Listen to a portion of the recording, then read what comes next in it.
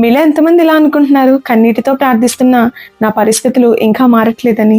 అయితే ఈ వీడియో మీకోసమే. బైబిల్‌లో రూతు జీవితాన్ని ఒక్కసారి మనం జ్ఞాపకం చేసుకుంటే, రూతు తన జీవితంలో అతి చిన్న వయసులో భర్తను కోల్పోయి పరాయి దేశానికి వెళ్ళి, అక్కడ కూలి పని చేస్తున్న సమయంలో ఆమె ఒంటరిగా కార్చిన కన్నీటిని దేవుడు చూశాడు.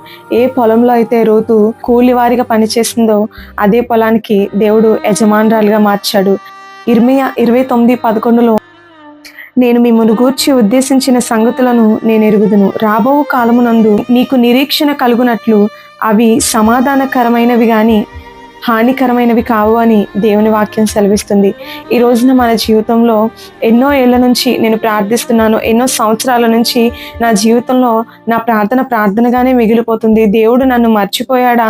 అసలు దేవునికి నేను గుర్తున్నానా అనే సందేహం మీలో ఉన్నట్లయితే ఒక్కసారి మాట ఆలకించండి.